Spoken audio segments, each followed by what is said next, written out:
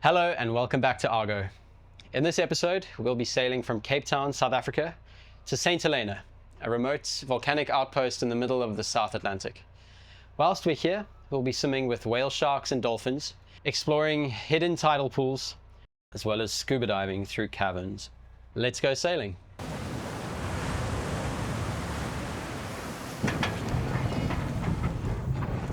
So we're making our way out of Table Bay right now. Table Mountain behind us will fade into the distance over the afternoon as we make our way northwards towards St Helena. Right now we're beating on a close hold sail angle with the motor running up through the channel between Robben Island and the mainland.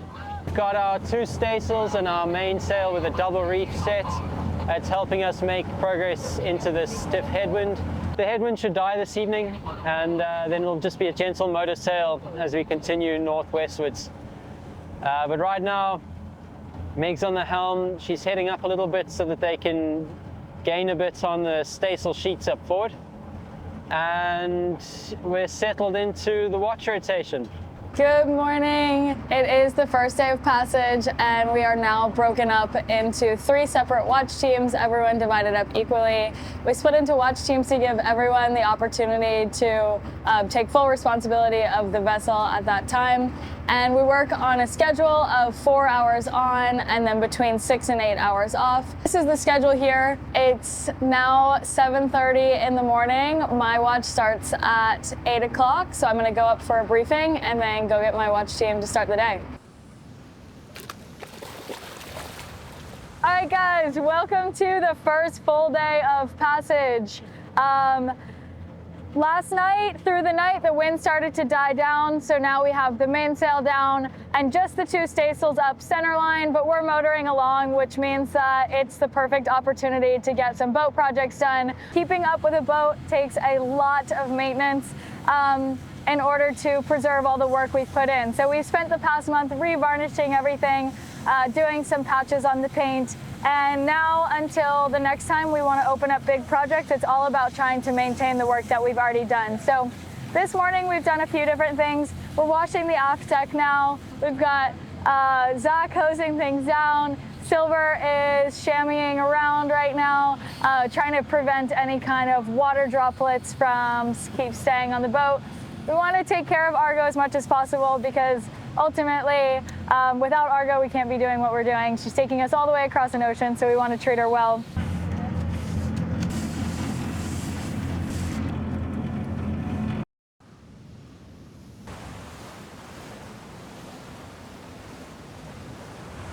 So we currently have the 2 staysails center-aligned as the weather recently has been less than ideal for sailing. But now we've got a slightly more favorable forecast and the wind is starting to pick up. So Kaki's going to rally the crew as we set the full mainsail, the jibs, and the fisherman's sail. All right, let's top this boom. One of you guys on the winch, somebody tailing like this, and then Olympus is going to ease sheet as we take up topping lift. Ready, topping lift? Ready, sheet? Take up topping lift, ease sheet. So keep some tension on it. Yeah.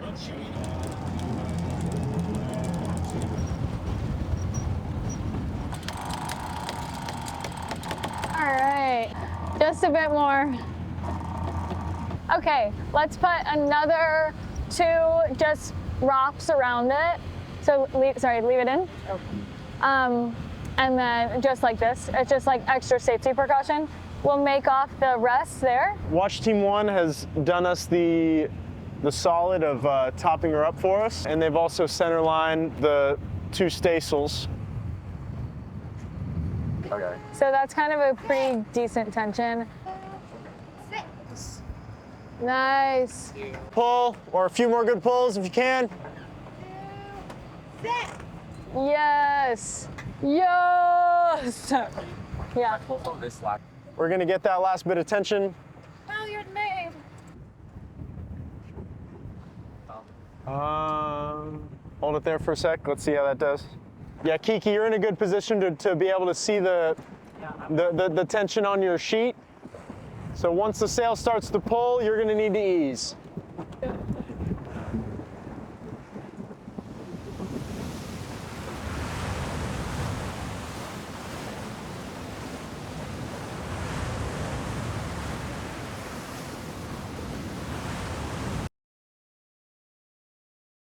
So I'm here in the engine room. I'm looking at the main engine, our Caterpillar C7. I was down in that section doing a fuel transfer when I turned and noticed that this coolant pipe or coolant hose on the main engine was swollen to the size of a melon. It didn't look great, it didn't look happy. Definitely shouldn't be in that state. We've just had the upper part of this engine serviced and overhauled. The whole cylinder head was removed, the heat exchanger was removed and sent off for an overhaul and testing, and then rebuilt while we were on the wharf in Cape Town. So it hasn't burst, which is a huge grace. So what I'm going to do is I'm going to just try to wrap and bind this hose as if with a bandage to try and keep it from distending and expanding. Okay, so I've got a nice big square rag here. I've just folded it over and I'm going to use this as a lining. Fortunately, it's fairly easy to get to, which is not always the case when working on this engine. Much of it is hard to reach or hidden by other parts of machinery or deep in the bilge. Okay, I've got a fairly even wrap. If I can get any crinkles out, that would be ideal, so that there are no hot pressure points, because this whole system gets very hot. And I'm going to use this webbing strap to make several passes around the hose to try and hold everything together. This is what many of our repairs look like on this boat. We're not professional mechanics or engineers. We do fortunately have access to SATCOMs, which let us get in touch with people in the know. Okay, so we've got this strap put on the engine arm. That'll hopefully hold as a good temporary fix for when we need the engine. And it's quite nice being in here, hearing the whooshing of the water going past the hull. Ah, we got it. So for dinner, we're cooking bibimbap, which is a Korean rice dish, but we still have class, which overlaps with our cooking times. So we gotta cook and pay attention at the same time, which is a challenge. Days that will actually allow the results that you're getting to take into account the variables you can't control. We've got rice going. It's also a challenge because we're almost at the end of our provisions. So there's only basmati rice. There's like only this weird tofu left that we're making do. So we're gonna boil spinach and bean sprouts. Isaac's gonna chop some vegetables. Nicole's chopping garlic. And then once this is defrosted, we're gonna cook it up. And yeah, bibimbap. Makes sense. Variables you can't control. For the purpose of your experiment, we're just going to try and keep it more simple, but just bear that in mind. It might be interesting to measure more than one thing, but your dependent variable, the thing you're measuring, should only be one. My question was, how do warmer ocean temperatures affect phytoplankton distribution? I think it's a very good question. I'd have to do a little bit of research and a little bit of experimentation to figure that out, but it's a good research question to have. For this movement, gradually and without, maybe like scuba. Okay, it's 5:46 and we have finished dinner 14 minutes ahead of schedule. Got all of the things in their own containers, but we don't eat downstairs, so we're gonna have to slowly send all of these things upstairs through the gopher hatch. So we're just waiting for the gopher to be ready to go. Ben! Hello? Hello? Ben? Gopher! We're still a ton of rice noodles from lunch.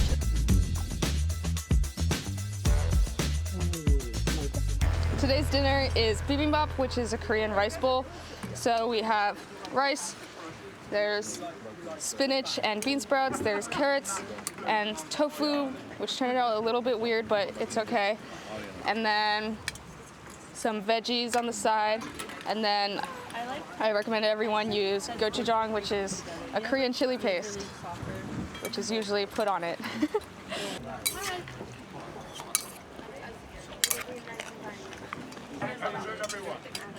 Okay, I should have emphasized the spice more.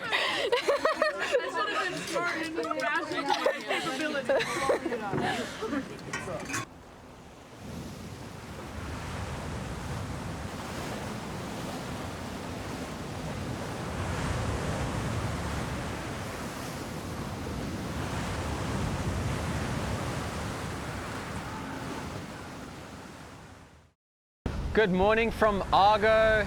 I'm here with Nicole, Ben, Cecily, Nini, Maddie, and Benny, and they are watching 3.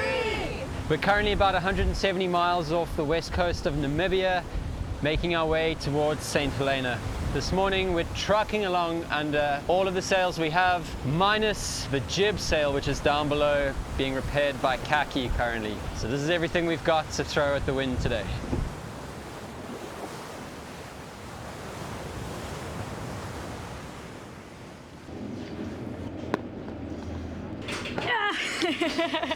These sails have taken ARGO around the world twice now, so they are getting a little bit old. We had a little bit of a tear in one last night.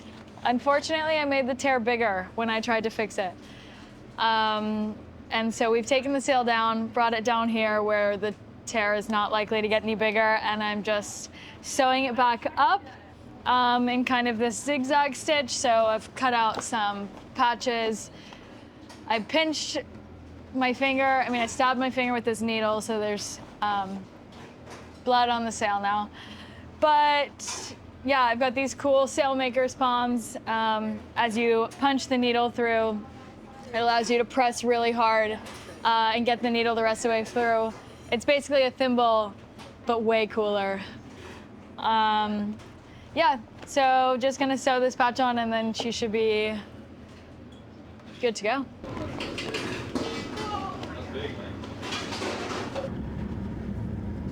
Right, so we're making like a block kind of mat to protect the boat from like metal shackles and stuff from hitting the boat, and it's kind of going to protect the general area. And so we're attempting to follow this nice small figure. We've got little instructions, but we're trying to end up doing something like that to end it up something like this. So yeah, we're just going to see how it goes.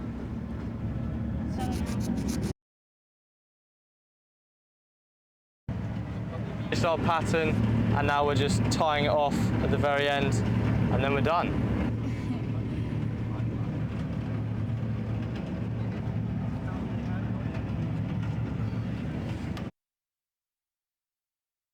We're about 2/3 of the way from Cape Town to St Helena, and we've covered about 1,200 nautical miles.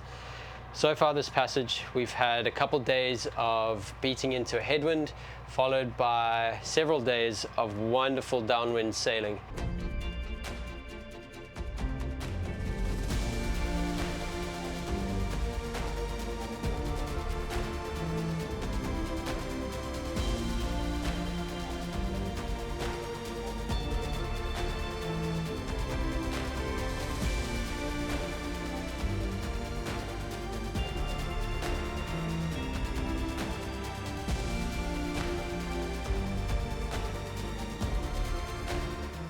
For the next couple of days, the wind is likely to remain consistent so that we can carry on sailing. We're getting a few more squalls come in as we head further north. The water temperature is getting warmer, the air is getting warmer and a bit more turbulent. So there's a lot more movement in the atmosphere and we're getting squalls roll through a couple times a day.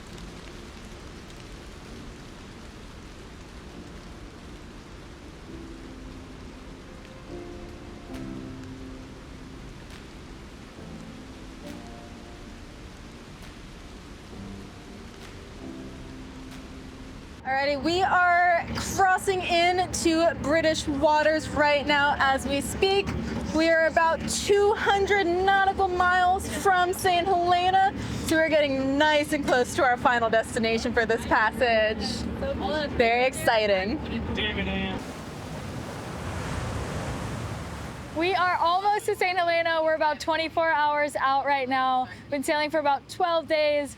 but it's looking like the wind is not really gonna work in our favor for these next 24 hours. So we're deciding to drop sails, turn the engine on as much as we hate to run the engine, and just really beeline it to St Helena. We're really excited to get there. So I'm gonna take the whole boat, we're calling all hands for this, center lining the two staysails, so the two more forward sails, in order to bring down the mainsail. We'll flake it over the boom, and then we'll ease the staysails back out, and we'll be ready to motor straight to St Helena.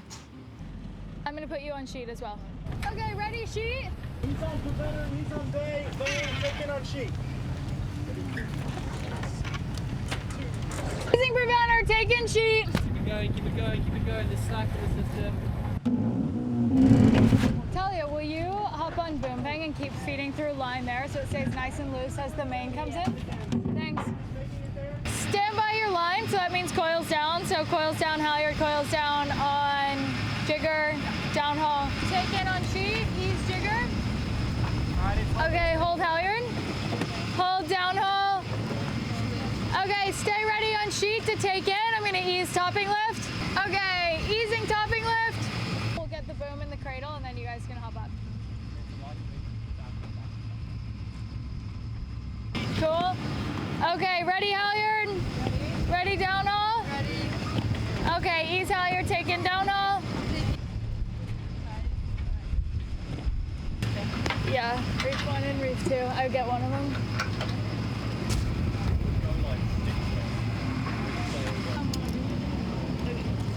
Guys, such a seamless process.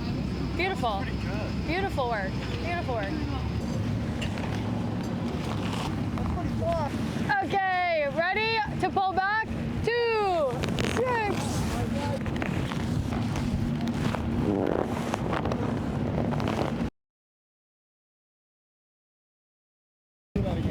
Yeah.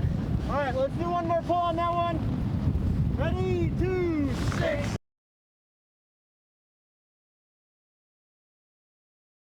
We're about 110 miles out from St Helena. We've got Benny on the helm here. We've been welcomed this morning into British territorial waters with a nice bit of rain. We plan to arrive in the anchorage tonight or tomorrow morning, and we got 3 or 4 days full of fun activities planned for everyone on board.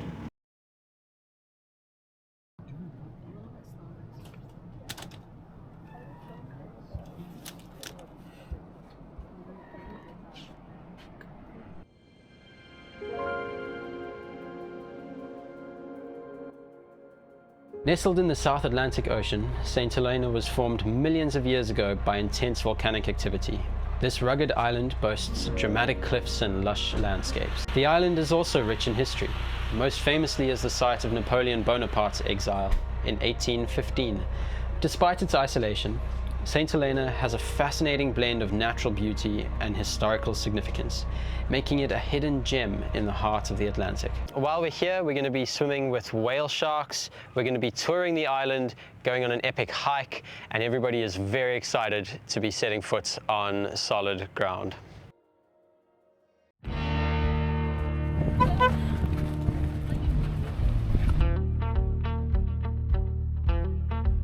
So far, we've been like 5 minutes in.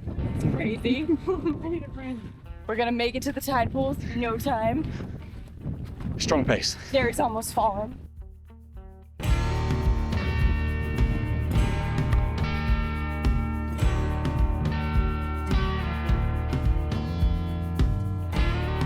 Here we have nesting boobies. Some of the boobies are sitting on eggs still, like this one over here. But this one has actually got a chick under it. And they're actually beginning to nesting on the path because of, I guess, landslides and not a massive abundance of suitable nesting sites. So we're going to try and navigate around them without disturbing them too much.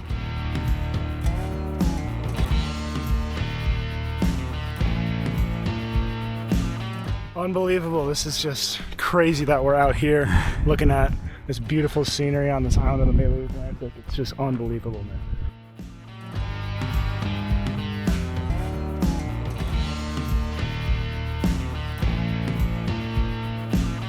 Charlie is running. We're halfway up the Lot's Wife hike here in St Helena.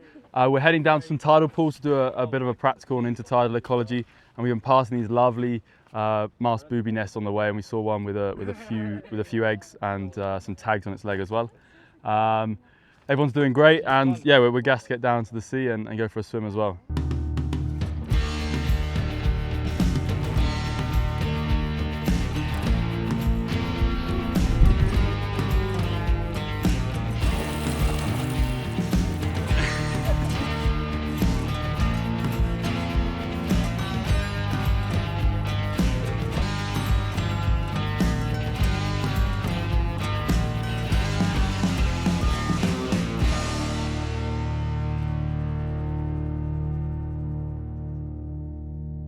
We've arrived. We're at the tide pools. They look really lovely down there. We're about to head down this line just when the last few scragglers arrive. We're going to grab some lunch and snacks, go for a swim, stay clear of that edge of the swell.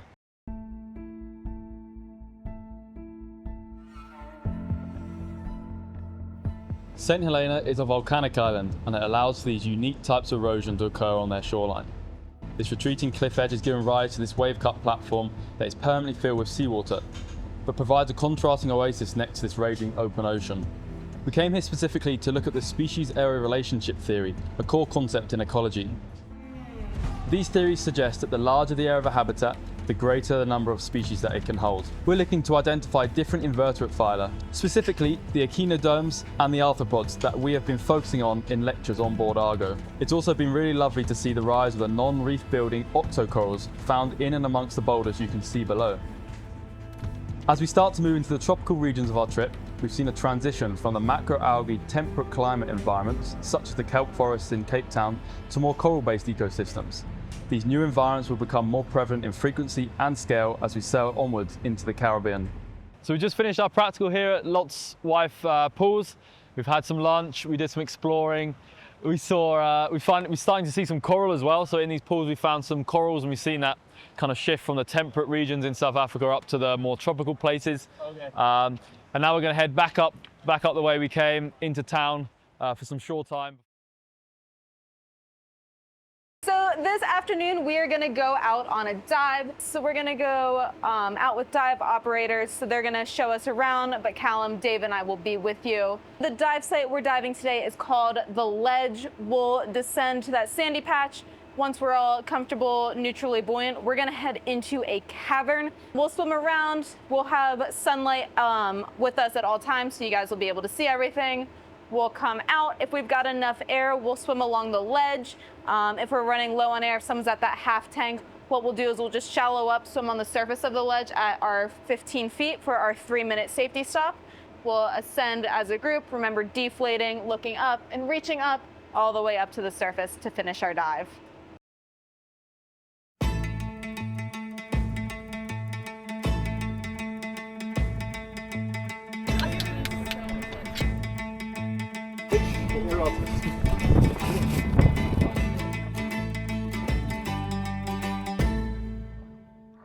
Here, we are doing a synchronized backwards roll entry from the dinghy.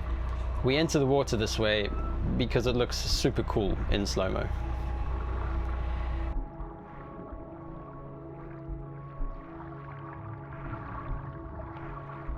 We then descended to 30 feet and made our way to a nice sandy bottom to practice some skills.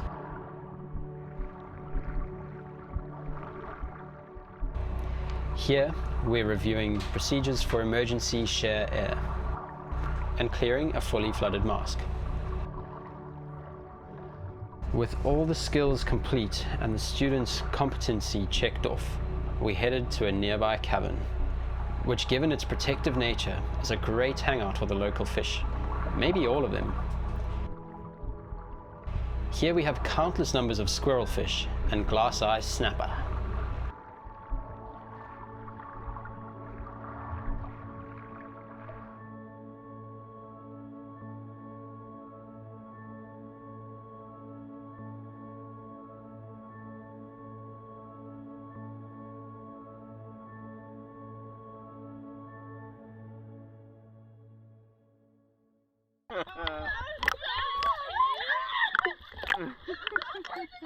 I chug through air.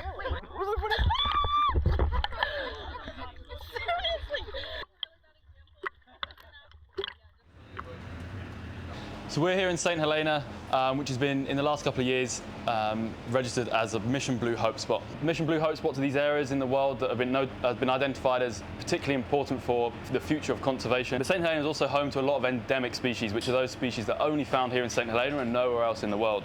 And we're lucky enough today to be going on an experience where we can actually interact with some of the whale sharks. Whale sharks are known to be highly migratory animals, moving hundreds of kilometers to thousands of kilometers throughout the year. And the code of conduct that's used here in St Helena is considered one of the strictest in the world. So it means there can only be about 8 people in the water at a time with a shark. And therefore, it's allowing this practice to be as sustainable as possible and allow ocean literacy and our learning of the whale sharks in a physical capacity to be continuation throughout the future without trying to hinder their populations. So yeah, stay tuned, and we'll get in the water soon with them.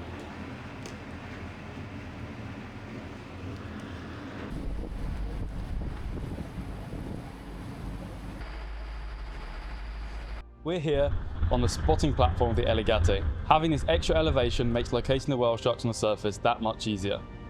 It also helps when nature lends you a helping hand.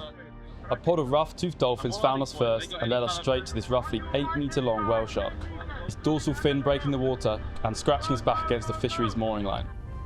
Whale sharks are characterised by this beautiful spot pattern across their whole dorsal side, and it's particularly interesting for us scientists because these spot patterns are distinctive for each individual. The area between the mouth and the pectoral fin is as unique as a fingerprint, and we hope to use this footage to identify this shark online.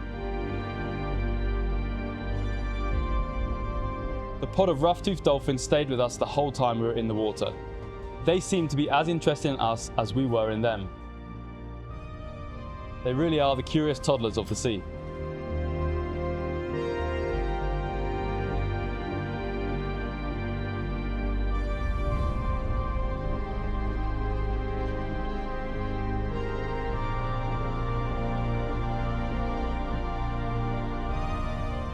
Whale sharks attract another quite interesting fish species, remoras. Known as the hitchhikers of the sea, they latch onto the whale sharks with suction cups on their heads and enjoy the free ride whilst eating up any scraps that are left behind. The whale shark is the largest known fish in the world. Silver, wearing their matching whale shark onesie, is a good 7 meters in front of the whale shark and is still dwarfed by its size.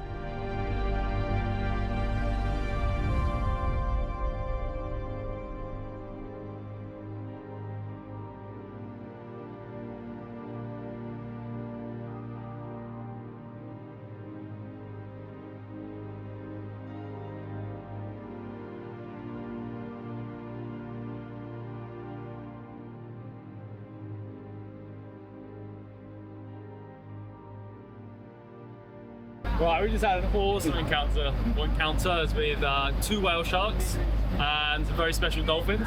Yeah, they're rough-toothed dolphins. Nice. Yeah, we had a big pod of rough-toothed dolphins with multiple calves that were very interactive with us, as well as the whale sharks that were just hanging out by this small mooring buoy that they use for fishing vessels. And yeah, we were in the water for about half an hour, 45 minutes in a rotation, and everyone came out with the biggest smiles you can expect. We all had a great time. It was crazy. The dolphins were incredibly interactive, coming up almost within an arm's length of us. They loved when we were diving with them, and it was just so cool to see their behaviors. And the whale sharks were so chill and came so close to us. All just an incredible interaction. Nothing like it. Let's go.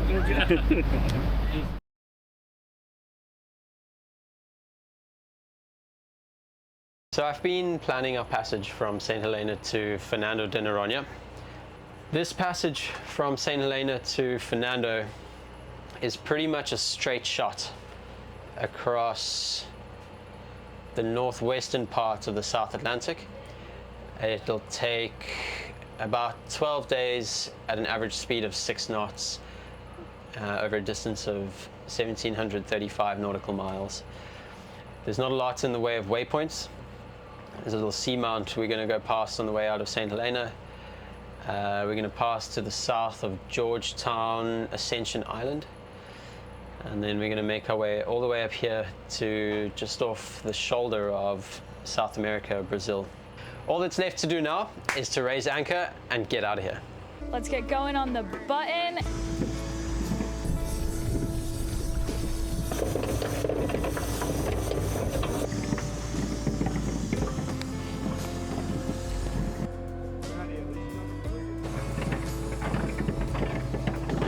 because we're starting to see blue, and blue is half of a shot. Blue. And then blue, why don't you tell them like half a shot?